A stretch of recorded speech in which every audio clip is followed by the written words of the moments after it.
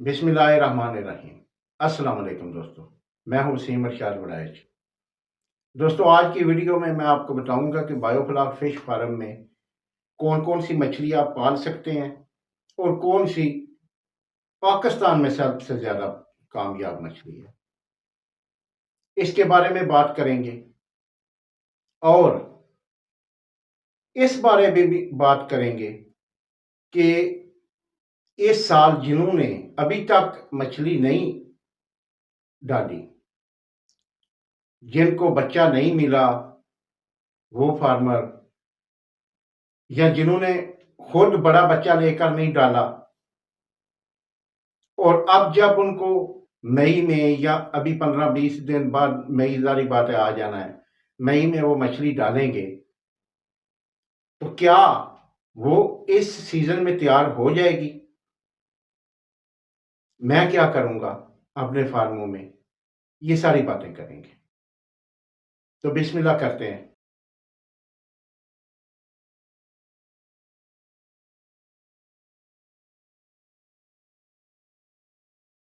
तो जी दोस्तों, सबसे पहले बात कर लेते हैं कि बायोफ्लॉक फिश फार्म में कौन-कौन सी मछली हम डाल सकते हैं और कौन सी सबसे ज़्यादा कामयाब है। बायोफ्लॉक फिश फार्म में पाकिस्तान की बात कर रहा हूँ, बाहर की दुनिया में पता नहीं क्या-क्या हो रहा है, उसके बारे में मुझे नहीं इतना पता।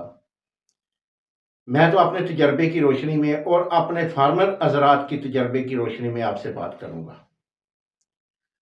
पाकिस्तान में जो मछली बायोफ्लॉक फिश फार्मिंग में पाली जा रही है, उसमें तिलापिया, जिसे चिरा भी कहते हैं, पंगैसियस, जिसे बंगश भी कहते हैं, कैटफिश और अब पाकू, ये नस्लें पाली जा रही हैं।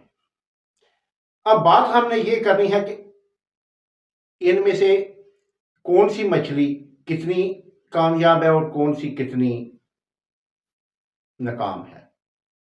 सबसे पहले बात कर लेते हैं तिलापिया की। तिलापिया बहुत ज़बरदस्त मछली है, आपको भी पता है, हर बंदा जानता है, इसे चिरा के नाम से पाकिस्तान में भी जानी जाती है। ये बायोफ्लॉक में पल भी रही है और कामयाब भी है। ये मछली जो है ना, इसमें ये ऑक्सीजन बहुत ज़्यादा लेती है। एरिएशन का निज़ाम इसके लिए अच्छा खासा मजबूत होना चाहिए। बिजली के अलावा बैकअप बैटरियाँ, यूपीएस सब कुछ फिट होना चाहिए ताकि अगर बिजली बंद हो जाए तो उसी टाइम आपके पंप चल जाए। इस लिहाज से मैं पाकिस्तान में ये थोड़ी मुश्किल समझता हूँ।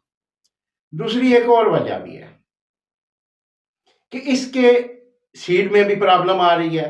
सब कहते यही है कि ये मोनोसेक्स है, ये थाई तिलापिया है, लेकिन नहीं है। अभी मिक्स हो गई है, रानी तिलापिया सारी मिक्स ब्रीड हो गई है इसकी। कहीं से भी तसल्ली बख्श इसकी ब्रीड नहीं मिलती, ये भी एक परेशानी है। और दूसरे नंबर पर इसकी एफसीआर भी कम आती है।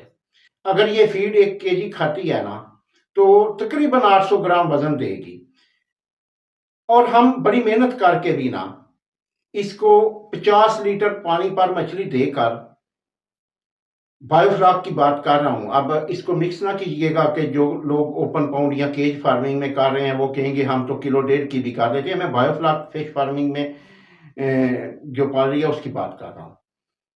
हम 600 ग्राम से ऊपर एवरेज वेट इसका नहीं ले सकते। अब 600 ग्राम जो एवरेज वेट है ना, उसमें आपकी 1 किलो की भी मछली होगी, लेकिन 200, 300, 400 ग्राम की भी मछली होगी। इसलिए ये ये मैंने आपको बता दिया। अब आप खुद भी इसका हिसाब लगा लेंगे ये कितनी ये डालनी चाहिए कि नहीं डालनी चाहिए।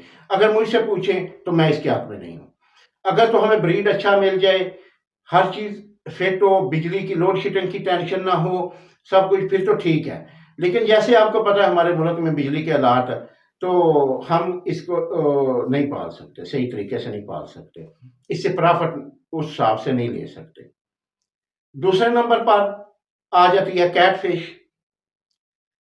देखिए कैटफिश जो है ना, उसका रेट कम होता है, लेकिन है सख्त जान, कम ऑक्सीजन में भी पाल जाती है। इसको 10-12 लीटर पानी पर मछली भी दें तो पाल जाती है, लेकिन इसको आप 3-4 यानी तकरीबन 5 इंच की अगर करके बायोफ्लॉक में शिफ्ट करें तो वो बेहतर रहती है।